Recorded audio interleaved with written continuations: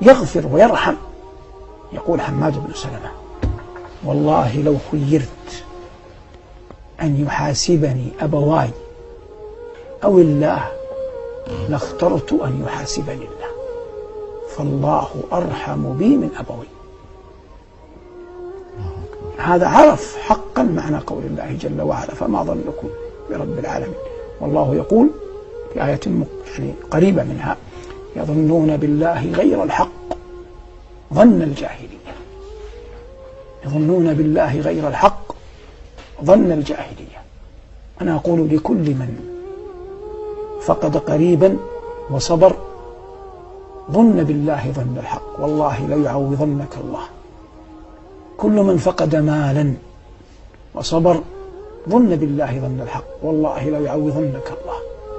كل من تورمت قدماه من القيام: ظن بالله ظن الحق، والله لتطأن بقدميك هاتين الجنة، إن كنت مخلصا لله.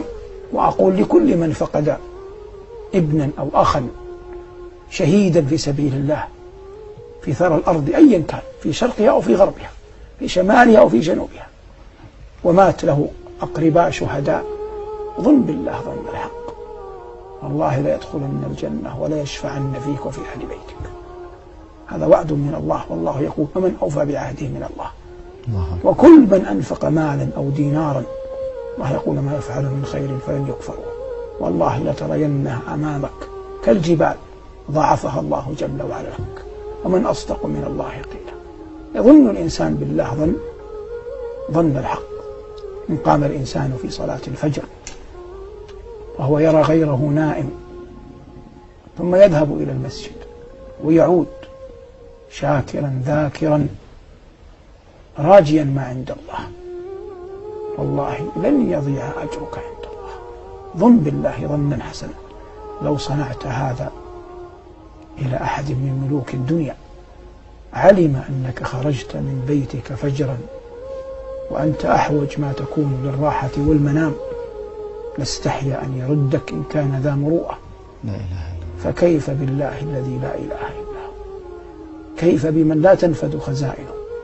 كيف بمن وسعت رحمته كل شيء؟ كيف بمن دعاك فأجبته؟ كيف بمن وفقك أصلا لأن تجيبه؟ الله أرحم وأجل وأكرم وأبر. والعاقل كلما رأى كريما علم أن الله أكرم منه، كلما رأى قويا علم أن الله أقوى منه، وكلما رأى كبيرا علم أن الله أكبر منه، وكلما رأى نقصا نزه الله